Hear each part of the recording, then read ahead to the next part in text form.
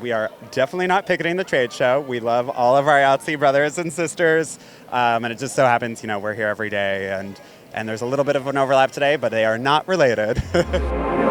This is a CineD Gear News video, supported by B&H and CVP. Hey everyone, Graham Mailer-Sheldon here from CineD.com. I'm a member of IATSE Local 600. I'm also a member of the Producers Guild of America, and I'm surrounded by writers. So many writers, in fact, that it's a little bit tricky to get into Cine Gear this year. And that is for a very good reason.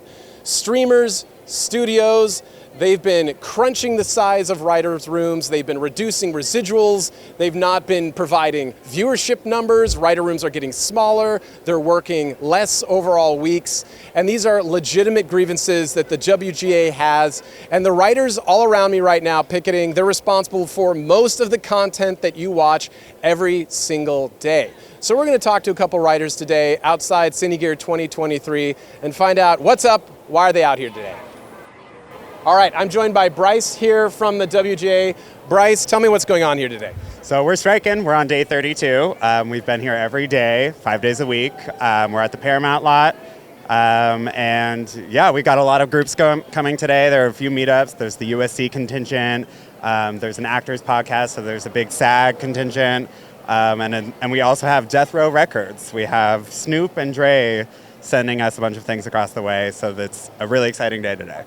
Now, what's it like a couple weeks into this? Are you hearing anything back from the negotiations? Is morale still high? How's everyone feeling in general? So we're actually, at this point, we are in a holding pattern. We're just waiting for the AMPTP to come back to the table. It's kind of their move. But in the meantime, we are keeping the morale high. We are keeping spirits very high. And I think that, we found ways to diversify these days and make people excited about coming. We have so much solidarity amongst the other unions and amongst just people living in the city. And you can kind of tell now it's a party environment every day. It's really fun. Hi, I'm Lara Ingram, and I'm a member of SAG-AFTRA. And how does it feel to be out here today, picketing alongside the WGA? Oh my gosh, it feels amazing. There's such a sense of pride and support and energy. You can hear all the horns honking. I mean, we are in this fight together. And how does it feel being an actor yourself, being alongside writers specifically? What does it mean to be here with writers? Okay, I'm nothing without the writers.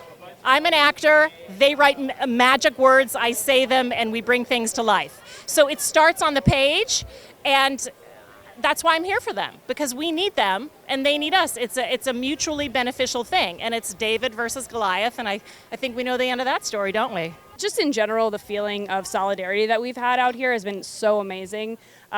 Just the fact that we're able to shut down productions because of IATSE, because of the Teamsters. We have a ton of SAG people out here every day. And you know what, I think the thing that everybody's realizing is that our fight right now is everybody's fight, which is, these corporations are making a ton of money, these CEOs are getting a huge chunk of it, and it's not trickling down to the bottom. The creators, the people who get out there for 12, 15, 18 hours a day to produce this stuff, to be actors in it, everybody is involved, feels the squeeze.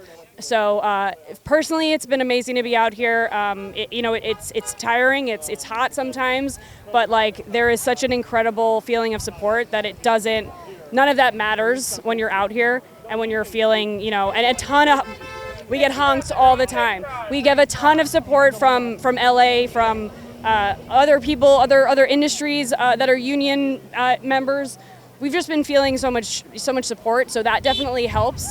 And yeah, I just hopefully the studios do what they should do for us and continue to do that down the line. And we'll be out there for them if it comes to it. If anybody else ever has to go on strike, we will be on the lines with them the way they've been on the lines for us.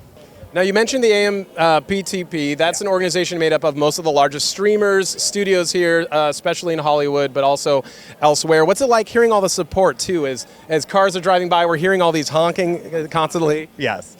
I mean, it feels good. It only makes us stronger. I think that, it's just that feeling of being on the right side of history and the right side of things. And every now and then... There's one right now. Right now, yeah.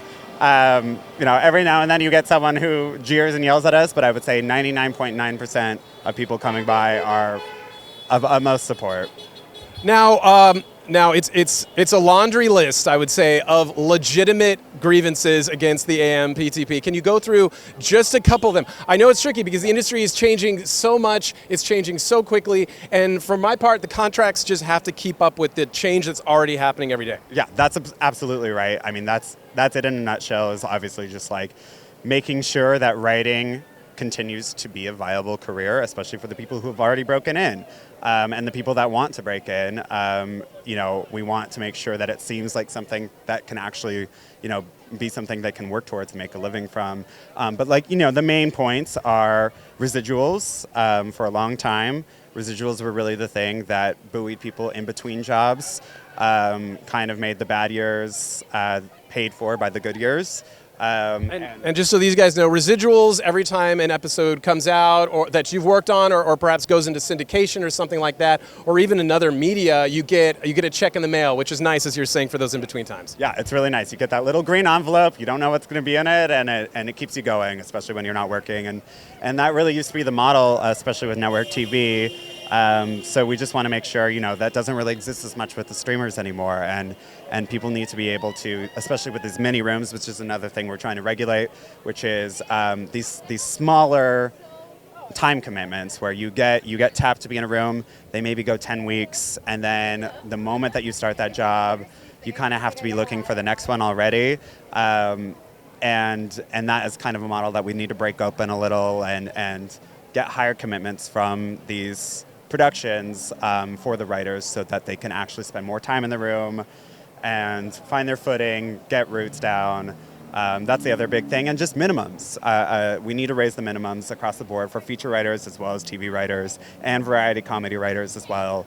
That is something that we've just not kept up with the times. Obviously, inflation, the city, everything has changed, and people need to be able to live. So that is something that is like the easiest, we just got to raise those. So I'm a member of the WGA. I've been a member since 2020. I had my first staffing job then, and I just wrapped up late last year. And I think the main thing we're out here for is just what we deserve, which is better pay for the work that we do, better working conditions, which is, we are being forced to make television in a very restricted time frame and with less people, and we're still expected to crank out the same quality of material. And so I think we need better regulations for writers' rooms. We can't have these mini rooms that keep popping up that are forcing people to make shows in a very constrained period of time and are losing members of the writer's room and only putting it on the shoulders of one person, usually the showrunner, who is also overworked and underpaid for the amount of work they're doing. They actually end up doing a lot of free work. So we're out here hoping that the studios are listening and that they are going to hopefully come back to the negotiating table very soon. Well, I think they're negotiating with the DGA right now. They are not necessarily having conversations with us right now. The conversation we're having with them is we're shutting down productions everywhere that we can. And in terms of morale, I mean, the situation is that we didn't have any money to begin with, so we're out here as long as it takes because we're not leaving checks behind. We didn't have them. So however long we got to be here, we're prepared to be here. Have you seen the mini rooms? Have you seen the weeks yourself get cut down? Has it been that story for you as well? Yeah, well, I mean, I'm also part of a writing team, which means I get paid it's two of us for the price of one. So same with directors too. Yeah, so the time that the constrained time period also cuts into how much money we're making because we're making half of a person's money. So yes, I have experienced that. And are you feeling the sort of squeeze on the size of writers' rooms in general, the shortened weeks? Are you feeling all of that in your own work? Yes, we have only worked 6 months out of the year so far since I've been a writer. So while I was an assistant, I worked for about 9 or 10 months out of the year. So I basically had employment for most of the year. I had like a nice little 2-month vacation, and then I went back to work, and I pretty much knew I had a job. And since I've become a writer, I'm lucky if I work 6. And I think people may not understand that on like a weekly rate basis, being a writer pays okay. I think you would argue that the minimums need to increase potentially, but also it's the amount of months and weeks that you're working now, and there's huge gaps in between, and the lack of residuals are just cutting down on that buffer zone between jobs, so to speak. So are you feeling all that? Yeah, I mean, there's what are you doing for the 6 months that you're not working? If you're under contract, you don't always have another job that you're allowed to go to.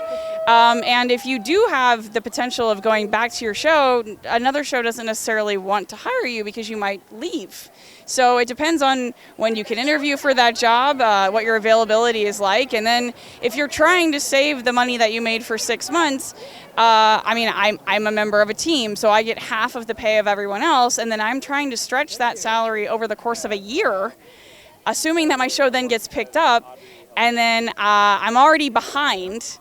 And then I have to wait for my paychecks to start coming in again. So you're sort of scraping by the skin of your teeth and hoping that like the check will coincide with the last amount of money that you have if you're lucky enough to get another season. So it's fair to say that you would like writing to be a viable occupation? Is that what I'm hearing from you? Yeah, absolutely. I don't want to wonder what I'm going to do for employment at the end of a season. I don't want to wonder how I'm going to scrape together or use all the money that I've saved. And, you know, I mean, like, where's this savings everyone's talking about? Because we have to live off of it. And then you hope that you're going to get that season. And if you do, you've spent all the money to live off of in that 6 months that you weren't working. And Bryce, the on-set experience too is kind of lacking these days because especially in TV you had this model where like you'd write, maybe you'd move to producer, then you'd hopefully move to showrunner one day if that's something you're interested in. Now with the shorter duration of those, as you say, smaller writer rooms, you just don't get that time on set, which is grooming you to become a showrunner one day. That's 100% true. Now, when you're in a room, it's kind of pre-production is really this island that is not connected to the mainland, which is production. And so you'll be in these mini rooms and then it'll end, your contract is over, and then you just like never get to set foot on production and see what you wrote, see it in action, learn how to produce, because that is the really different, like one of the biggest differences between TV and film writers is that TV writers are kind of where the buck stops in a lot of ways in terms of making decisions and being producers and, you know, sitting in on casting, sitting in on all the like major decisions. And oftentimes, you know, even lower level writers get a chance to do that if there's that overlap. And that overlap has not existed really with these mini room models. And we're trying to fix that as well because as, you know, as the older generation of writers are maybe going to start retiring, there's going to be this new generation that simply doesn't know how to do that. And that is a skill that we really need to kind of protect and foster. 100%. Well, Bryce, thank you so much. I mean, we might be here, you know, covering a trade show, talking about technology, but there's really real world stuff happening right outside of the Paramount Studios gates. So thank you. And absolutely, just to reiterate, we are definitely not picketing the trade show. We love all of our IATSE brothers and sisters. And it just so happens, you know, we're here every day and there's a little bit of an overlap today, but they are not related. I appreciate that. I was very careful about which gate I walked into just in case. You're doing great. We love you. Well, we love you guys too. Bryce, thank you so much. Use a lot of sunscreen, drink a lot of water. It's getting hot out here, but, you know, good luck with everything you guys are doing. Awesome. Thank you.